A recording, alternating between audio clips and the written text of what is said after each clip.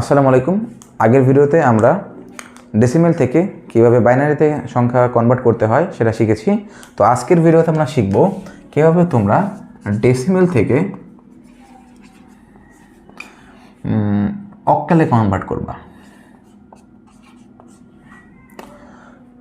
এখন ডেসিমেল থেকে অক্টালে কনভার্ট কীভাবে করবা সেটা শেখাবো, বাট এটা কিন্তু অনেক ইজি। বাইনারি যেভাবে কনভার্ট করছো অক্টাল কিন্তু সেমভাবে কনভার্ট করবা এবং হেক্সাডেসিমালও কিন্তু সেমভাবে হবে। সো তারপর তোমাদের দেখে একটা ম্যাথ করে প্র্যাকটিস করাই দিই।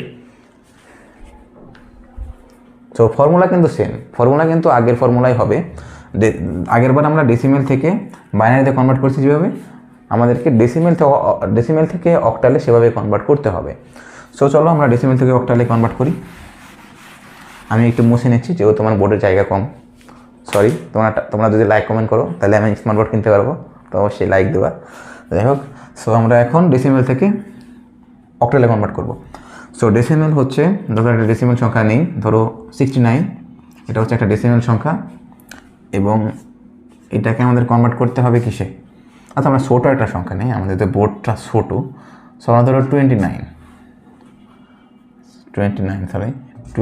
এটাকে কনভার্ট করতে হবে আমাদের অক্টালে। এখন অক্টালের বেস কত তোমরাই বলো? অক্টালের বেস হচ্ছে 8। আমরা এখানে 8 লিখলাম, ঠিক আছে।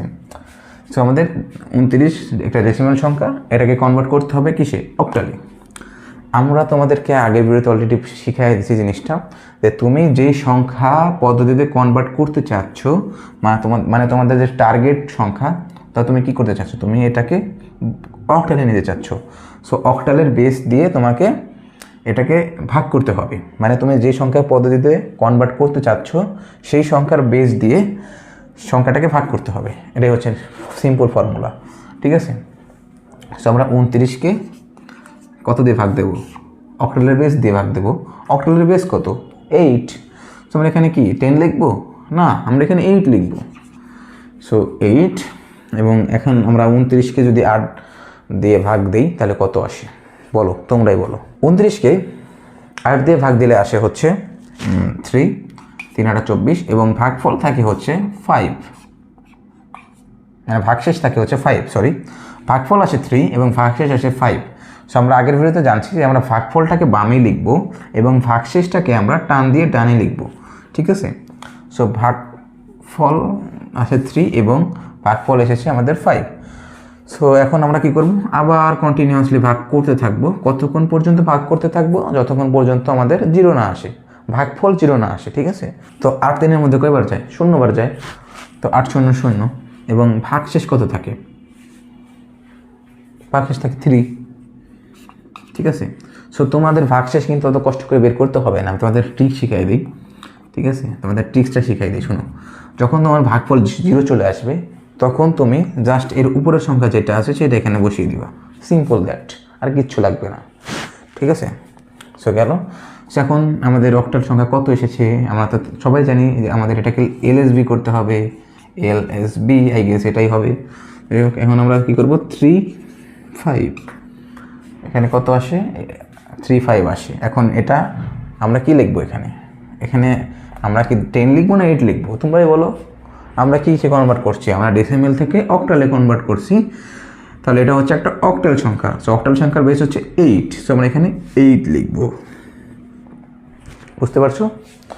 সো এটা গেল হচ্ছে আমাদের পূর্ণ সংখ্যার পার্ট। এবার চলো আমরা একটু ভগ্নাংশ সংখ্যা করে আসি। দেখো 0.48 এটা হচ্ছে একটা দশমিক সংখ্যা এবং এটা আমাদের কনভার্ট করতে হবে হচ্ছে অক্টালে। সো আমরা কীভাবে এটা কনভার্ট করতে পারি? আমরা গত ভিডিওতে যখন আমরা ভগ্নাংশ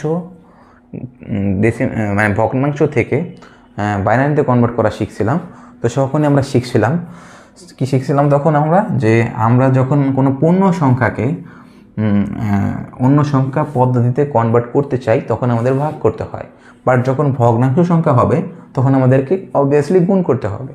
সো আমাদের এটা এখন কি, আমরা এখানে কি 0.48কে আমরা কীভাবে ভাগ করব? কখনোই না, আমাদের এভাবে ভাগ করতে হবে না।